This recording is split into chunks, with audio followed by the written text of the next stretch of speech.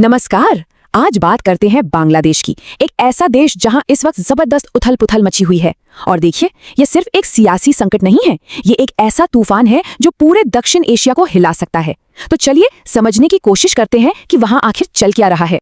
तो सबसे पहला सवाल, ये सब शुरू कहां से हुआ? देखिए, स्रोत के हिसाब से इसकी जड़ें एक बड़ी पॉलिटिकल नाकामी में है।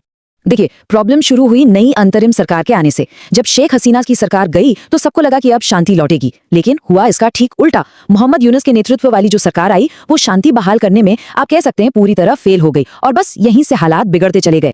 और हाँ, ये कोई एक दो दिन की बात नहीं है। सोचिए, पिछले 1.5 साल से, जी हाँ, 1.5 साल से वहां लगातार हिंसा का दौर चल रहा है। एक ऐसा चक्र जो रुकने का नाम ही नहीं ले रहा। तो ये जो पॉलिटिकल नाकामी है, इसका असर जमीन पर कैसा दिख रहा है? अफसोस की बात है कि इसका चेहरा बहुत ही हिंसक है। ये कोई आम मारपीट या हिंसा नहीं है। स्रोत साफ साफ बताते हैं कि यहाँ पर अल्पसंख्यकों, खासकर हिंदुओं को बाकायदा टारगेट किया जा रहा है। स्टूडेंट लीडर्स का मर्डर हो रहा है, और तो और ईश निंदा के नाम पर लोगों को मारा जा रहा है, जलाया जा रहा है। ये वाकई एक बहुत ही डरावनी तस्वीर है। और ये सिर्फ हिंसा तक ही सीमित नहीं है। इसके साथ साथ डेमोक्रेसी के जो पिलर्स होते हैं, उन पर भी सीधा अटैक हो रहा है। देश के जो बड़े बड़े अखबार हैं, उन पर हमले हो रहे हैं। अवामी लीग के कार्यकर्ताओं को बिना किसी ट्रायल के गिरफ्तार किया जा रहा है, और पॉलिटिकल विरोधियों को जमानत तक नहीं मिलने दी जा रही। तो सवाल उठता है कि इन सब घटनाओं के पीछे आखिर सोच क्या है? कौन सी आइडियोलॉजी काम कर रही है? स्रोत एक खास फ्रेमवर्क की तरफ इशारा करते हैं और उसे एक नाम भी देते हैं, और वो नाम है पाकिस्तान मॉडल। हाँ, और ये बात साफ कर दें कि ये टर्म जो है वो स्रोत में बताए गए एक्सपर्ट्स इस्तेमाल कर रहे हैं सरकार के काम करने के तरीके को एनालाइज करने के लिए। तो ये पाकिस्तान मॉडल है क्या? स्रोत के मुताबिक इसके 3 मेन पिलर्स हैं।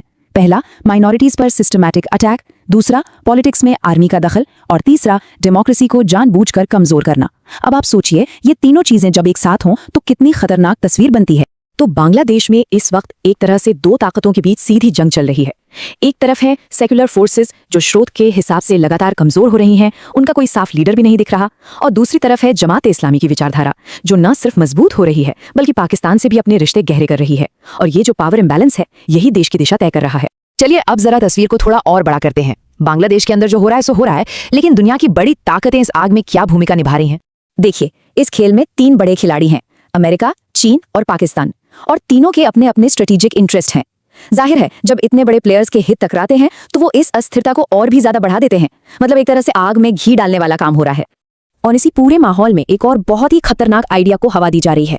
स्रोत बताते हैं कि कुछ एक्सट्रीमिस्ट एक ऐसा नैरेटिव फैला रहे हैं जिसका नाम ही काफी भड़काऊ है, सिराजुद्दौला साम्राज्य या ग्रेटर बांग्लादेश। अब ये ग्रेटर बांग्लादेश का मतलब क्या है? सुनने में ही अजीब लगता है ना।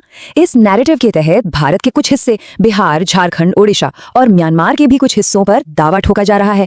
तो अब ये सिर्फ बांग्लादेश का अंदरूनी मसला नहीं रहा, ये तो आसपास के देशों के लिए भी एक सीधा खतरा बन गया है। तो सवाल ये है कि इस खतरनाक सोच को फैला कौन रहा है? स्रोत के मुताबिक इसके पीछे ISI समर्थित चरमपंथियों का हाथ है। मतलब पहले से ही हालात खराब थे और अब इसमें एक और खतरनाक जियोपॉलिटिकल एंगल जुड़ गया है।